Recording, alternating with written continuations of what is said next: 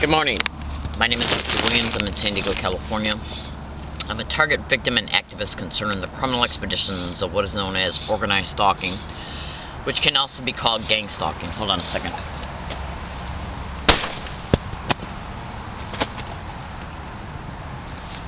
Now, this is going to be a preliminary video in reference to the subject matter, and trust me, I do have the documentation that can back up practically every single one of my statements, and I even got the audio files as well. But this is going to be a preliminary video into this subject matter. And the reason why I'm making it, it's going to be a two-part video series. The reason why I'm making it is because what I want you to be able to understand is that by giving you some information in this video based on the descriptions of what I state, you can begin at least a preliminary investigative research. Okay, in order for you to be able to see that what I describe is not only feasible and possible, but more than likely is happening. And I have to say that cleverly because after you hear what I describe, if it is happening, the institutions and the government agencies that are responsible for these types of heinous crimes, well, would they say anything you use against you and call you crazy? Have you ever heard that term? Anything you say can and will be used against you. Imagine we all know what a prison looks like, right? You know, as far as a jail cell goes. As far as the jail cell goes, we all know what a prison can look like, and we all know what a jail cell looks like. But if you went to YouTube right now and typed in Timothy W. bioethics issues, you will see an individual, a precious soul, testifying before the Presidential Commission Bioethics Issues Commission that President Obama appointed in order for them to discuss bioethics issues when it comes to research. Okay? Now, as that commission was hearing testimony, a certain portion of time was allotted for specific human beings to get up to testify before the Bioethics Commission concerning how they are targets of non-consensual human experimentation. Now, when the time period came for those targeted individuals to speak before the commission, all of the news reporters were ordered out of the room. Now, you can go to YouTube and type in Timothy W. bioethics issues, and you'll hear him talk about neurocognitive weapons and brain entrainment. But what's most important, well, what's just as equally important, is that if you look at all the YouTube videos that come up on the sidebar as that Timothy W. bioethics issues YouTube video is brought up. Okay, you can also Google Timothy W. bioethics issues.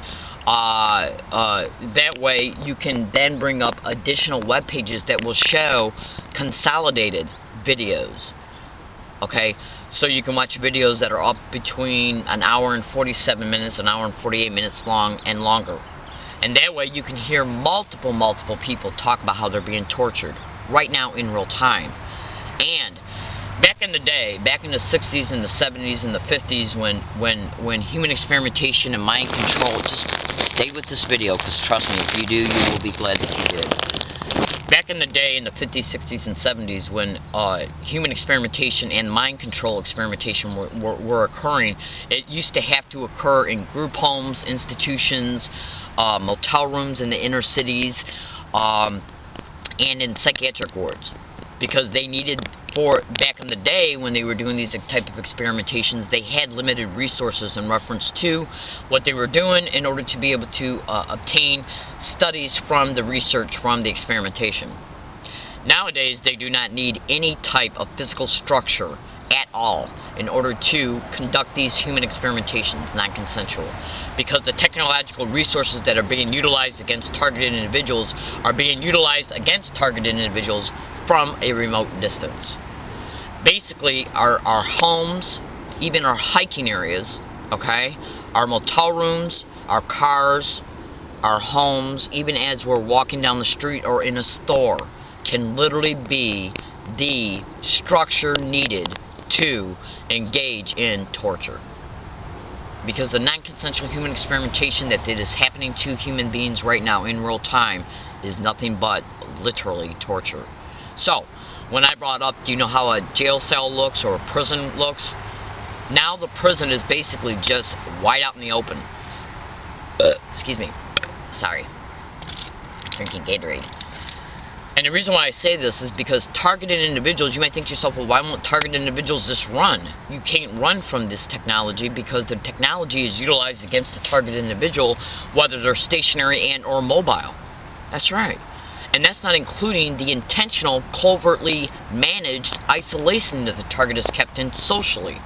And that includes not only from healthy, normal social relationships, marriages, any type of relationship, friendship, acquaintance, intimate, marriage, but also the social relationships that the targeted individual would normally have if they weren't a targeted individual. Case in point, I couldn't go to a church right now and expect to develop any type of the initiation of and the continued cultivation of any type of relationship, acquaintance to friendship to even intimate if you met the right person. Because any place that a targeted individual goes, they are monitored, watched, surveilled, and even harassed. Every place they go. Businesses, colleges, universities, public libraries, churches, and the community is even used to, if needed be, to be used against the target, to be set up to be arrested, put in county mental health, put in an area neighborhood hospital psychiatric floor, in order to keep them in line so the isolation can continue concerning what is happening to them. That's right. And the only mechanisms that could bring about this type of COINTELPRO harassment and surveillance has got to be from at least the federal government. And where are they getting their orders from? My name is Leslie Williams. I'm in San Diego, California. Hold on a second. I'm having my morning cigarette. Now, again, like I said, this is a preliminary video, okay? Which means I'm not going to be giving you I'm not going to be actually showing you any printed out documentation that I have right now in my duffel bag. That's right there. And the reason why is because I got to get my morning started. But I'm going to make a follow-up video concerning this video, and then I'm going to and show the documentation in those videos, and then copy and paste and then upload them to YouTube, and then copy and paste the YouTube title into the description of this YouTube video, so you will see that everything I describe is at least possible. At least. And I gotta say it that way because even implied statements can be used against you legally. And if this type of bullshit that I'm about ready to describe to you is happening, which I gotta say carefully, I think you understand what I'm saying, okay, they can even use that statements against you to lock you up in order to hide the torture from public exposure. So, outside of the criminal aspirations of brain entrainment for neural enslavement for sexual exploitation for money, outside of the horrific crimes that can happen to a neurally enslaved target, let me talk to you about some other experimentation things that are going on against targeted individuals. Or are they? Hold on.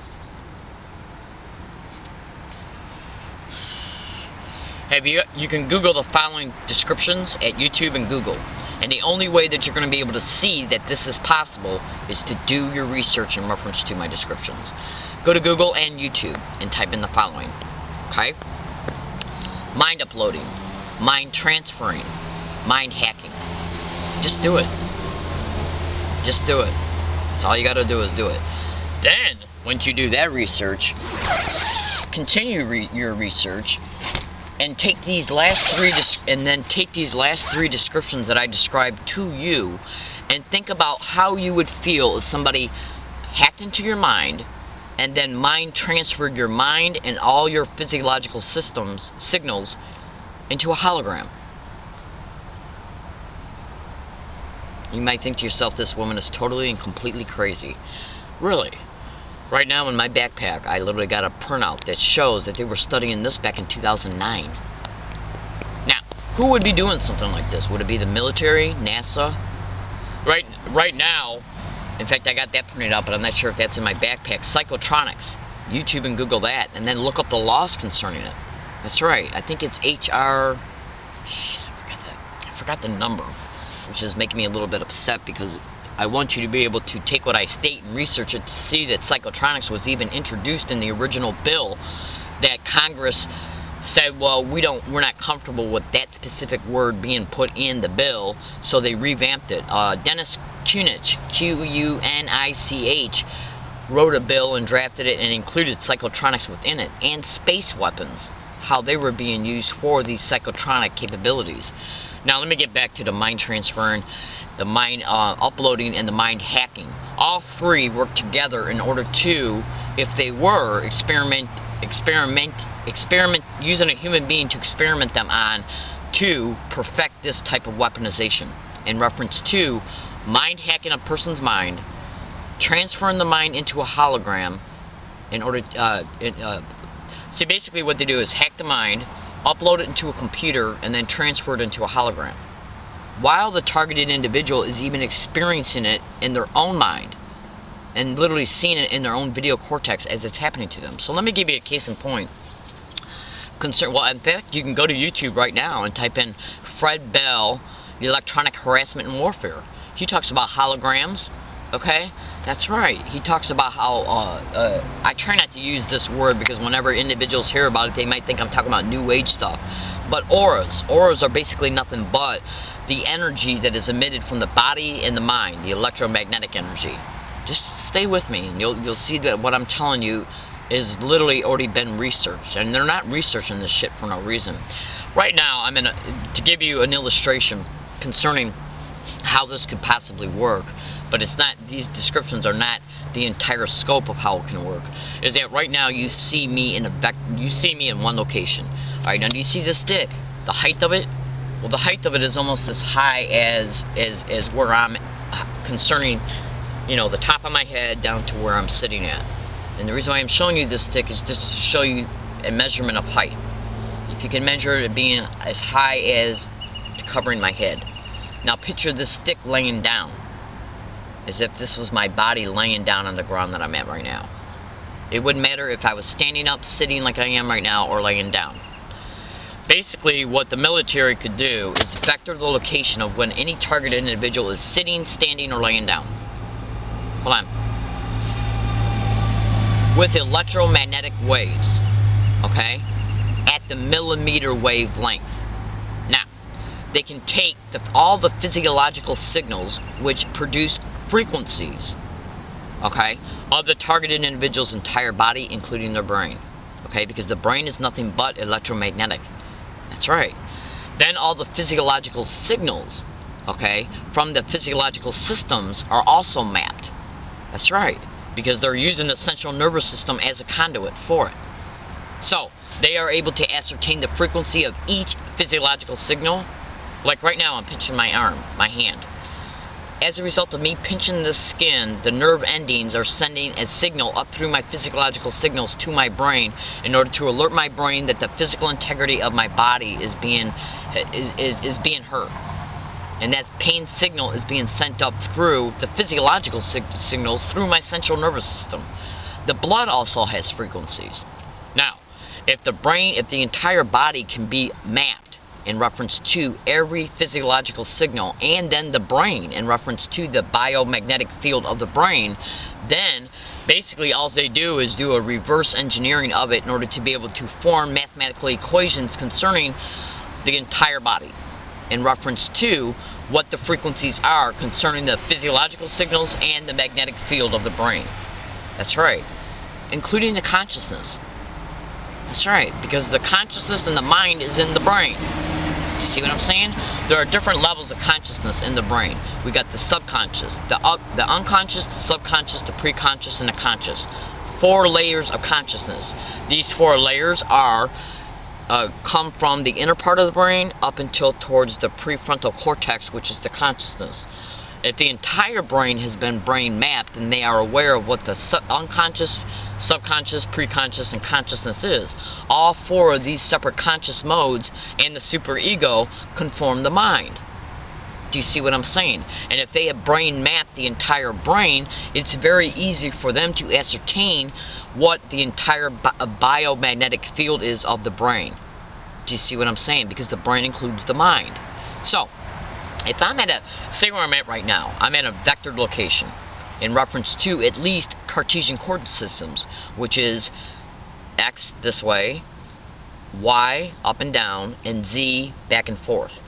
Okay, that's 3 dimensions.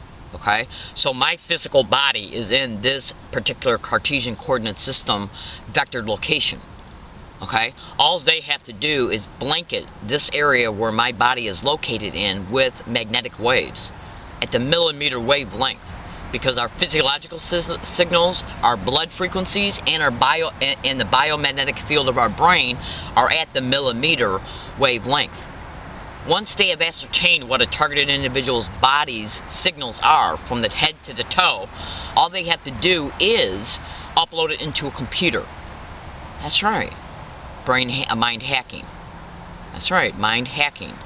Then they upload it, mind uploading, okay, and then mind transfer from one. See, if you got a field, okay, that's all magnetic. If you got, like, look at this square right here. If you got a square that has been blanketed with the entire, like X is this way, that means length. Y means vertical, and going back and forth means Z. X, Y, and Z. 3 separate directions. If you got a particular square that's got magnetic fields running through them, okay, magnetic wavelengths running through them at every direction, then the whole entire square is covered and charged with magnetic waves at the millimeter wavelength. Then what they do from that is project it away from the target, okay, while the target is still being vectored. So it's got 2 separate locations in one wide, okay, magnetic field. They then will mind upload the target's mind from the mind to the computer to the second location that's in the same magnetic field. As the second location, what they're doing then is projecting a hologram and then transferring the mind into the hologram while the targeted individual is seeing and experiencing the whole entire thing, which means that they're seeing their mind being uploaded and interacting with the hologram, and the physiological signals of the body is being experienced as well in reference to how the hologram is moving, okay, the way they got it moving. In other words, if you're looking at a hologram of an angel, okay, and the angel has possibly got a bow and the angel's going like this in the hologram, if they're using the body's physiological signals into that hologram, the body is feeling the tightening of when the angel is doing the bow. Do you see what I'm saying? Like right now you see me going like this as if I had a bow in my hand. Right now this arm is feeling, moving, this arm is holding straight, and then the torso feels me going like this. These physiological signals are being uploaded as the hologram is moving in this direction, making the targeted individual feel everything that the hologram is doing, because the physiological signals have been transferred to the hologram while the mind is seeing it, because the mind transfer is being mirrored. I'm in San Diego, California. My name is Leslie Williams. Is this one of the military's human experimentations? Is it? And if it is, and if this would be happening to you, would you consider that torture?